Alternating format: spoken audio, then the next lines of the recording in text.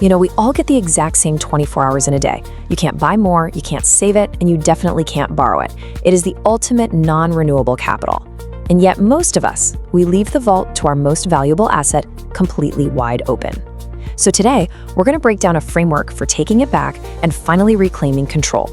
Okay, let me ask you a question. Seriously, think about this for a second. If I walked up to you on the street and just asked for $100 out of your wallet, what would you say? You'd refuse, right? Of course you would. We instinctively protect our money. We check our bank statements. We guard our assets with extreme caution. But what about our time? And this right here illustrates the central paradox perfectly. We treat paper money like it's sacred, but our finite, irreplaceable time, we treat that like it's infinite. We let bosses, algorithms, and so-called minor emergencies just steal hours from our day without a second thought. And this slow, quiet theft is exactly where our potential gets lost. Look, people rarely ruin their lives in one big, dramatic moment. It's not an explosion. It's a slow leak. You lose it day by day, hour by hour, in this almost unnoticeable surrender of your daily routine. It's a quiet heist happening right under our noses. This leads to what's known as the trap of the drift. It's this state of permanent reaction. You wake up and immediately the outside world starts calling the shots. You're just drifting, carried along by the current of other people's demands. You're surviving the day, sure, but you are absolutely not steering it. The second your screen lights up, you're on this conveyor belt of other people's priorities. It's just an endless stream of little fires to put out, questions you have to answer, meetings you have to attend. And just like that, you've gone from playing offense to playing defense.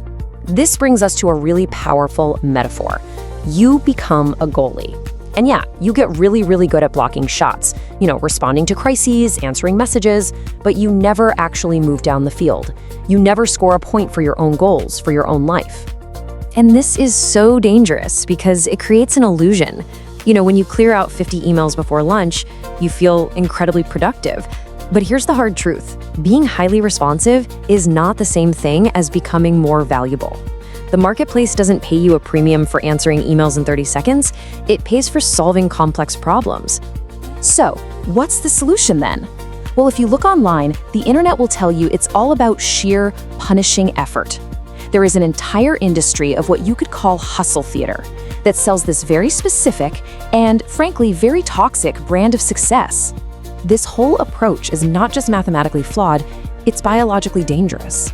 True high performers, they don't do more things faster. They actually do fewer things, but they do them with this absolute quiet, unshakable intention. It's not about becoming some kind of robot. It's about reclaiming your humanity. So, let's get practical. Let's explore a humane framework that can actually help. This is a daily protocol designed for the ordinary, hardworking person who wants to lower their stress and finally point their life in a direction they actually get to choose. And it's built on 4 simple but really powerful steps. First, we're going to create a morning margin of safety. Then, defend our deep focus.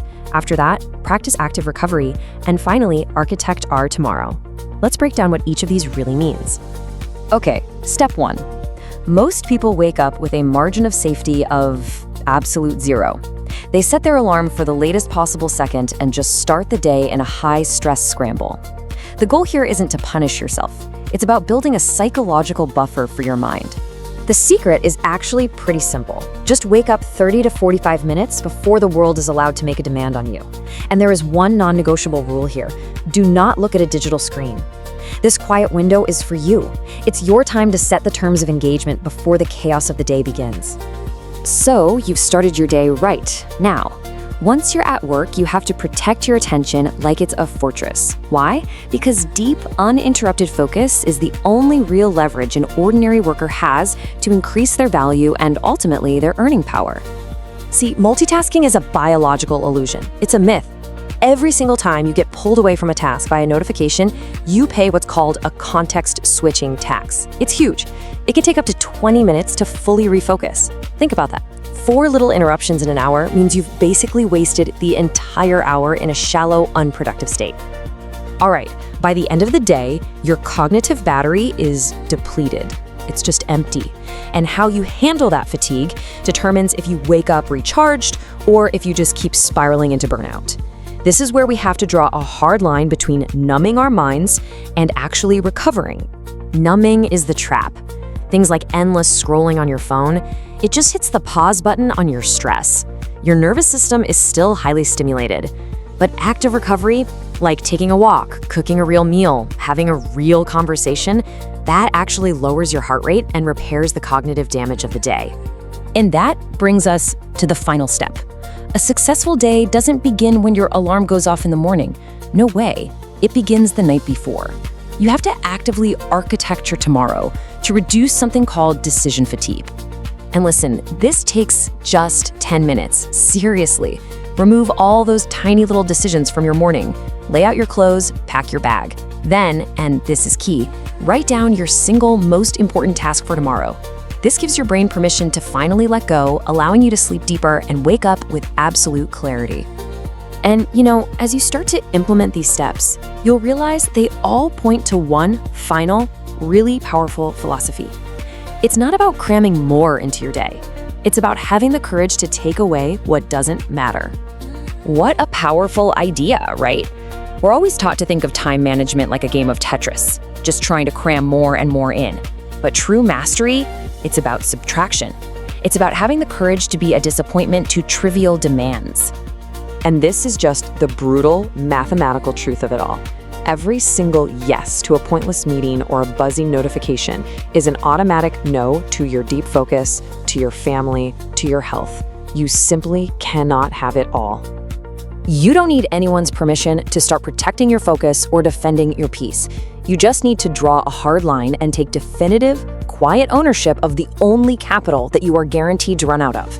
The world is perfectly happy to let you run on a treadmill that leads nowhere. So the real question is, when are you going to choose to step off?